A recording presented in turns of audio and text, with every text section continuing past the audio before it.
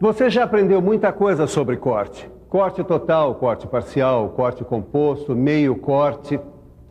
Também já estudou a representação em seção, que é semelhante à representação em corte. E aprendeu como se interpretam desenhos técnicos mecânicos com representação de encurtamento, o que requer a imaginação de cortes em peças. Mas você não aprendeu tudo sobre cortes. Há ainda um outro assunto muito importante que você vai aprender nessa teleaula de hoje. Na teleaula de hoje você vai saber o que é omissão de corte, vai entender quando e como aplicar a omissão e vai ver muitos exemplos de desenhos técnicos com omissão de corte. Agora preste muita atenção que a nossa teleaula de hoje está apenas começando. Posso falar uma coisa? O desenhista errou, cara. Escuta aqui, que discussão é essa, hein, rapaziada? Que bom que você chegou, Silva. Dá uma olhada nesse desenho aí, cara. Sim, o que é que tem esse desenho? Ué, você não me falou que é um grande observador? Dá uma olhada. Sim, já estou olhando o que é que ele tem de errado. Olha aqui, Silva, presta atenção.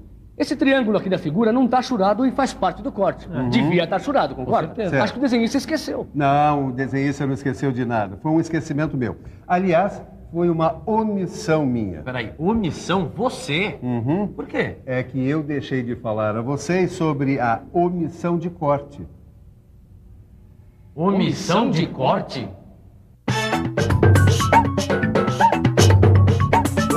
Omissão quer dizer falta, ausência.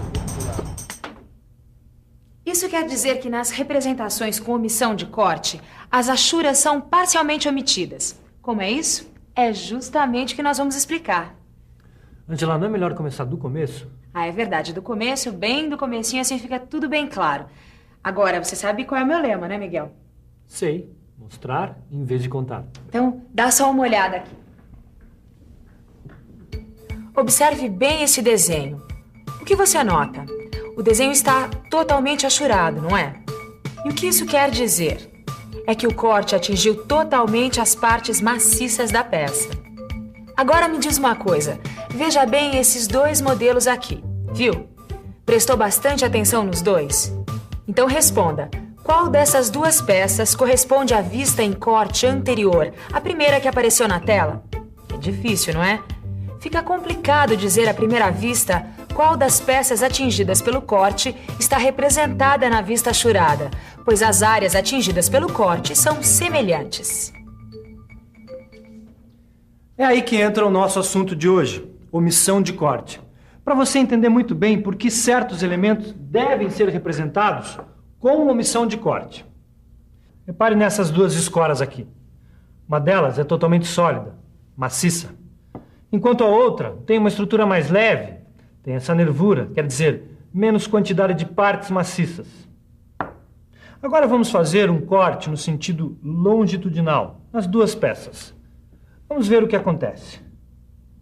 Veja bem, quando a gente faz um corte no sentido longitudinal, olha só. As áreas atingidas pelo corte são semelhantes, não? Então, para diferenciar as vistas ortográficas das duas peças, é que a gente tem que usar a omissão de corte. Para deixar bem claro qual peça que tem a estrutura mais leve, que tem essa nervura, a gente precisa representar essa peça com omissão de corte. Embora a nervura seja uma parte maciça, ela é representada no desenho técnico sem achuras. Olha como fica o desenho. Na vista frontal em corte, as achuras foram omitidas, onde seria representada a nervura. Percebeu quando se utiliza a omissão de corte?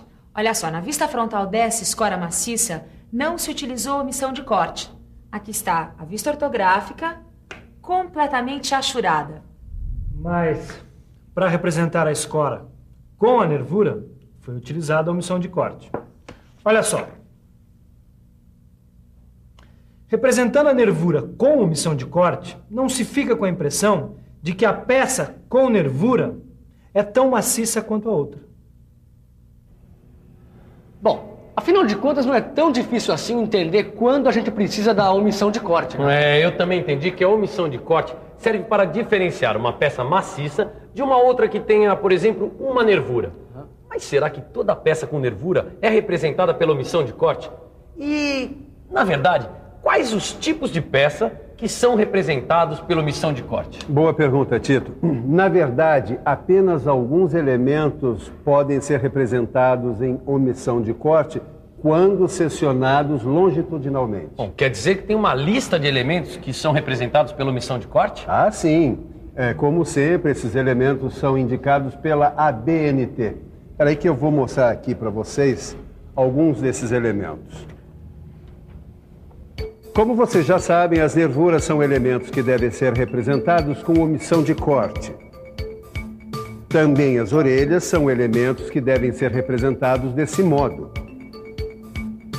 E além das nervuras e orelhas, outro elemento que pode ser representado com omissão de corte são os braços de polias e os dentes e braços de engrenagens, como neste exemplo aqui.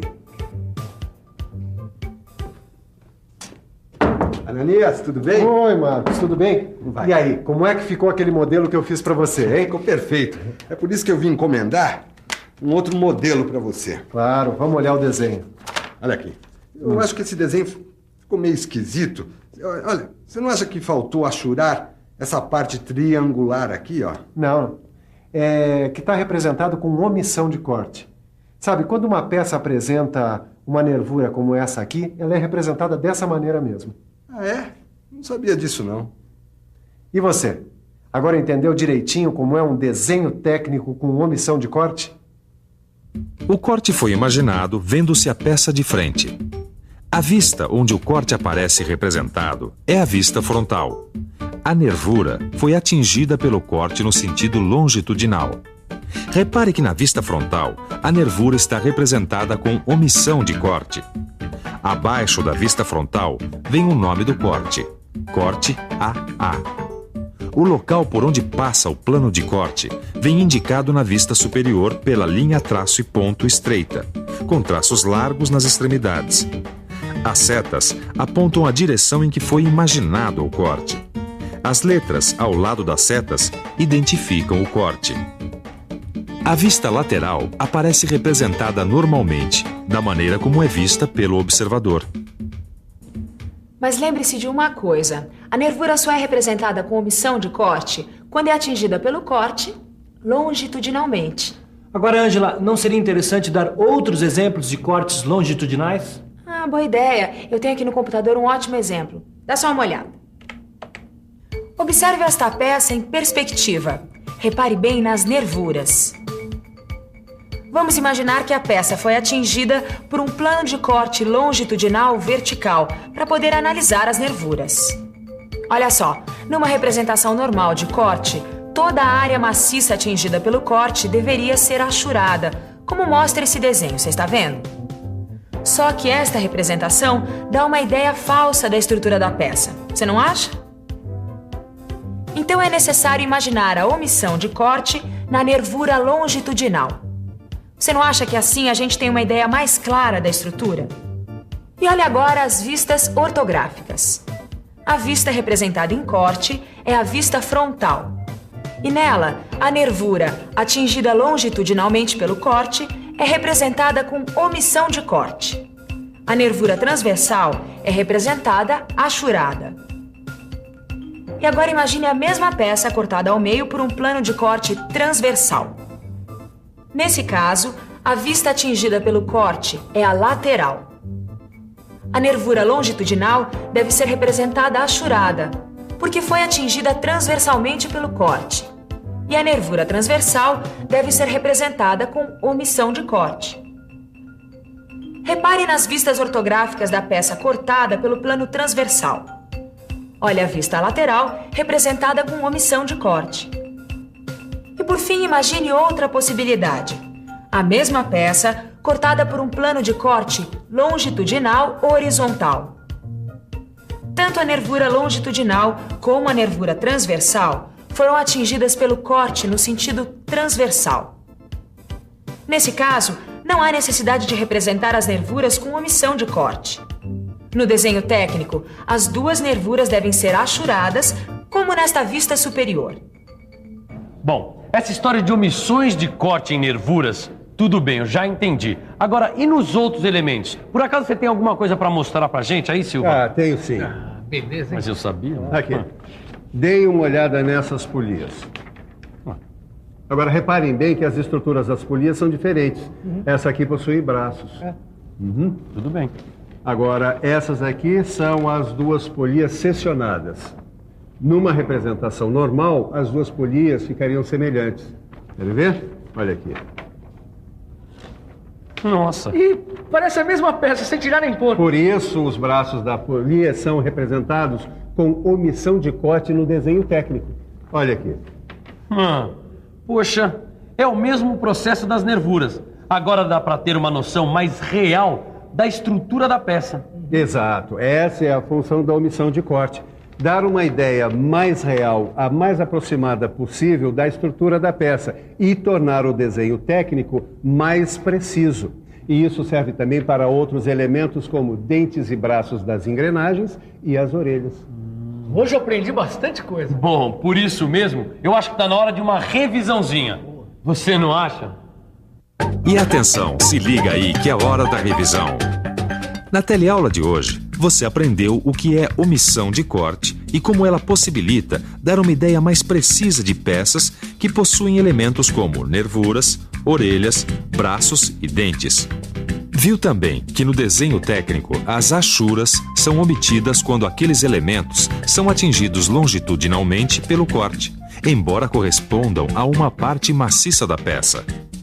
Aprendeu que apenas alguns elementos devem ser representados com omissão de corte, como as nervuras, orelhas, braços de polias e dentes e braços de engrenagens. Agora você já sabe como ler e interpretar desenho técnico mecânico com omissão de corte.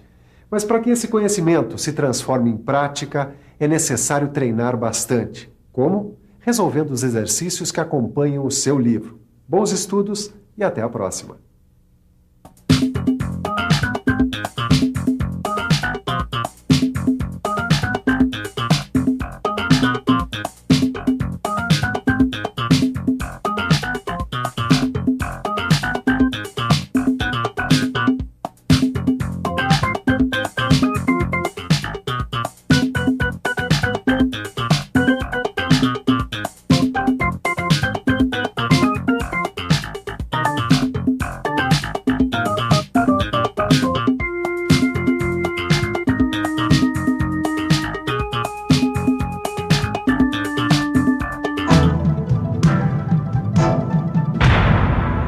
Telecurso 2000, um programa de educação do Sistema Fiesp e da Fundação Roberto Marinho.